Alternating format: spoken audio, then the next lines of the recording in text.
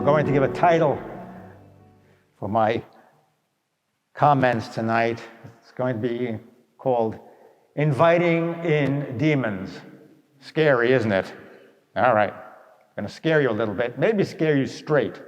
First of all, we've got to do an exegesis. I'm going to pick apart this scripture passage.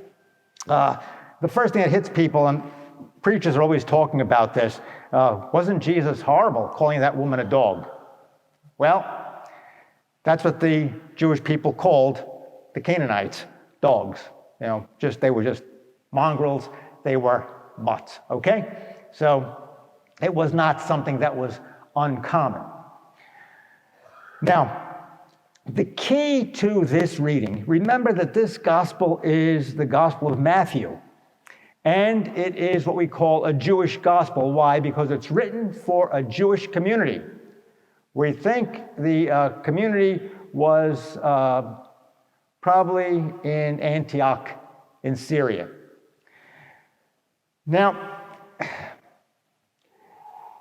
this reading is meant to show the people in Matthew's community, the formerly Jewish members of the community, because now they've become Christians, that the Gentiles are now grafted onto the tree of Israel. And therefore, that means they share in the promises of Israel. I will be your God, and you will be my people. What allows the Canaanites, what allows non-Jews like us to share in the promises? It's faith. It's faith in Jesus Christ, and that is the only way we are saved. And that is how the non-Jews become part of God's family.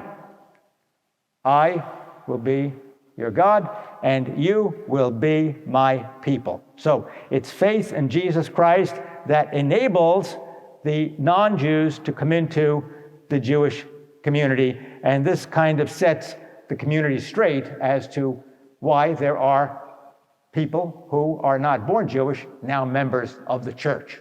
Okay? Keep that one under your hat. Do we have any hats on? Only Dolly has a hat on. Where are you? Okay, Dolly has a hat on. Now, the next step is this.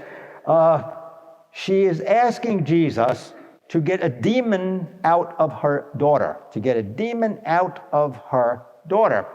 And we have to ask ourselves the question about the demon. What allows a demon to enter into a person? Now, this is not something that only happened during the time of Jesus. Demons enter people today. There is such a thing as demonology, where there are evil spirits, all obedient to Satan, who prowl about the world seeking the ruin of souls. So don't think to yourselves, oh, well, that's just old-fashioned stuff. No, it's not old-fashioned stuff. What causes this girl to have a demon in her? I think some of you may have seen the movie The Exorcist. Okay, it's been talked about lately. The producer or director of The Exorcist was a Jewish man.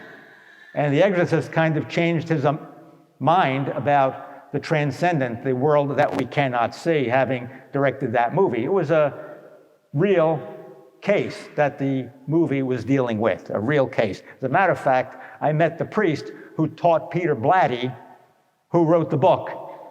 And therefore that book inspired the movie. It's a real case. They tell me it was even worse than the movie portrayed, if that's possible. Okay? So what about the Canaanites? Who are the Canaanites? We might have some here. I've been doing some research on Canaanites. They were the original occupants of the land of Israel. Now, they kind of died out as a group in Israel by the year 700 BC, although there were still people who were Canaanites or had Canaanite blood in them. And many of them settled in the what we call Syro-Phoenician area, and it's probably very close to modern-day Lebanon today. And when they do DNA studies on people, you know, that whole area, the Middle East, went all around the Mediterranean Sea, and therefore what happens is there's Canaanite blood in a lot of people that you would not expect to have Canaanite blood in them. So you might be a Canaanite, you never know. Some man told me he did his DNA test and came back a little Canaanite blood. How's that? Okay, so they're still with us in some way. Now, the Canaanites were people who worshiped the fertility gods, the nature gods. And they had their shrines to the nature gods or the fertility gods. So what happens with the Canaanites? They are worshiping false gods. They're worshiping false gods. And when you worship a false god, you leave an opening in your life for that false god to enter into you. And this is probably what happened. There was some kind of an opening, a demon, an evil spirit entered into the girl, and it was only through the power of Jesus that she was freed of the demon. And it was the faith of the mother that knew the only way to overcome this demon was to go to Jesus, who exorcised the demon. Now, what about today? There are certainly many indications of people who may be possessed by a demon. Again, I remind you that the Lord of the Flies, the leader of all demons, evil spirits, is Satan himself. So he commands what we call a legion of demons. How do people today fall into inviting a demon into their lives?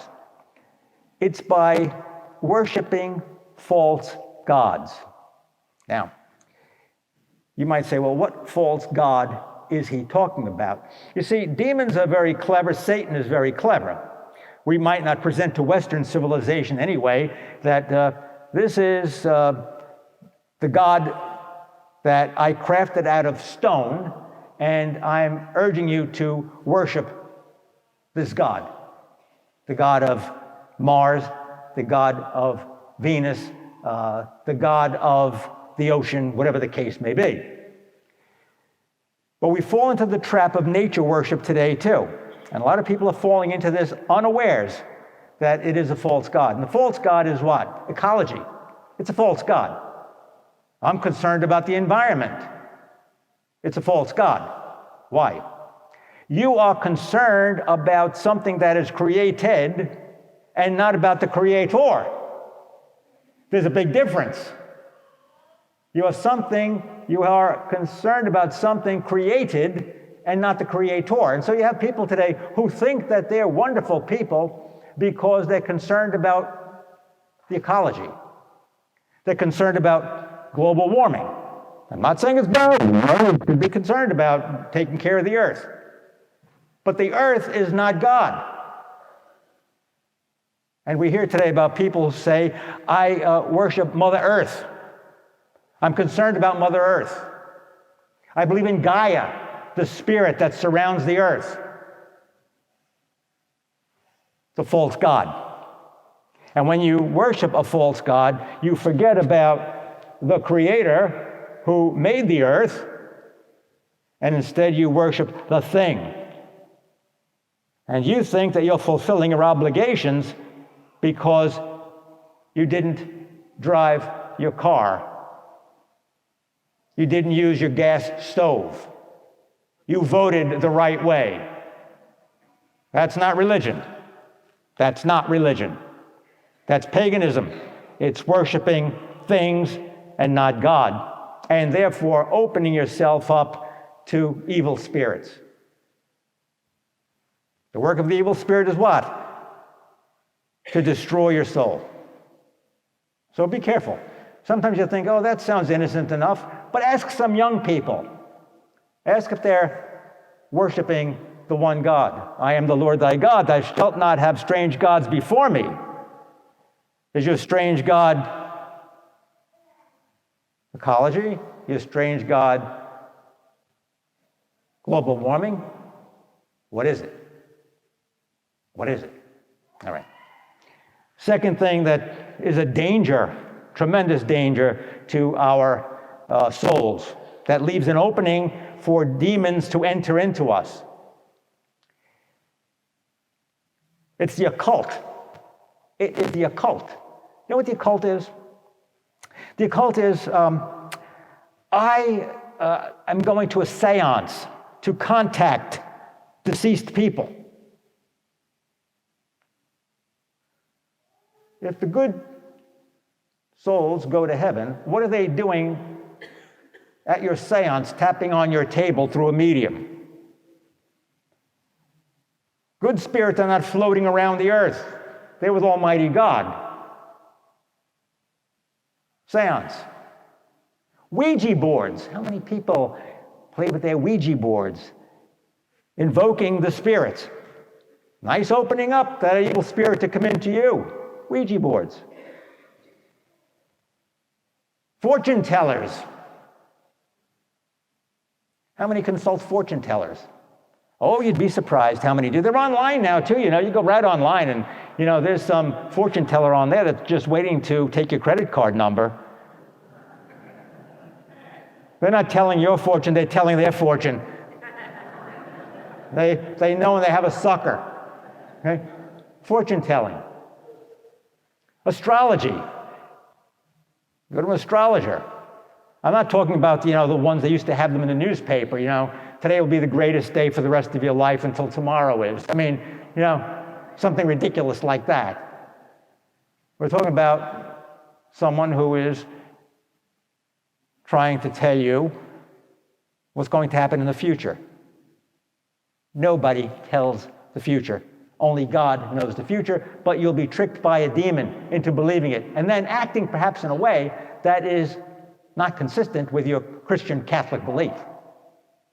Well, astrology is another one. Fortune telling, seances. What else do we have? Tarot cards, you're right, tarot cards. And palm reading. Palm reading, that's another one. I'm going to tell your life story by looking at the palm of your hand. What a bunch of nonsense that is. That's of the evil one. What a way for the Satan demons to come and possess you through that, letting you open up to something that is evil. That is evil. The church has always spoken against these things, always. I got to admit, once I did go to a palm reader. I was out in Santa Barbara, California, with some priest friends of mine. Well, we weren't priests yet. We were almost priests. And there was a woman on the boardwalk in Santa Barbara, Madame Zelda. She was gorgeous. So I said to my friend, it was $5. That was a lot of money about like 50 years ago or something. I said, watch me get a date with Madame Zelda. Get away from her. What are you, crazy? Oh, I'm going to get a date with Madame Zelda. I'd rather have dinner with her than with you guys. So go over there. She takes my hand. Oh, Madame Zelda. It cost $5. A lot of money in those days. I thought $5. So, you know, she's beginning to tell my fortune, you know, like everything be wonderful. You're going to meet a beautiful girl and all this stuff. So I said to her, Madame Zelda, I have just met that beautiful girl. It's you. Can we go out to dinner tonight? She said, no. Well, that was my fortune. That was my fortune. All right. So you got, you know, fortune tellers, palm readers, all of these things. These can be extremely dangerous because they open themselves to what we call the occult, and the occult is filled with demons. They come from the evil one. It's not of God, and they can enter into our soul. One last thing that I have to tell you to be careful about is New Age religion. You hear about crystalling? You have a crystal? All right, crystal. You hold on to this crystal, and the crystal is going to give you good health, and it's going to give you strength and all that stuff. It's New Age. No crystal can have that kind of power over you. I was at the hospital a few days ago, and I always ask, they have a crucifix, a cross. I give little crosses out to the nurses and the doctors and the aides. And I said to one nurse, I said to her, would you like to have a cross? And she said, you already gave me one. She takes it out, and that's great. She goes, and I got this also. It's my crystal just in case. Just in case. I mean, the power of Almighty God, Jesus Christ, faith in Jesus Christ that saves us, and you got this stupid rock. And that's going to do it. But you see how that opens people up to, the evil one. If I could believe in this rock is going to give me good health and security, you're out of your cotton-picking mind, but the devil doesn't care if you're nuts or normal. He's going to come in there anyway. This is what's going on here, how this demon is cast out of this little girl, right? So, the only power that we have to be saved is Jesus Christ. That's the message here. Non-Jews are saved by faith in Jesus Christ. The little girl is saved from the demons only by the power of Jesus Christ, not by Madame Zelda and not by a crystal. God love you.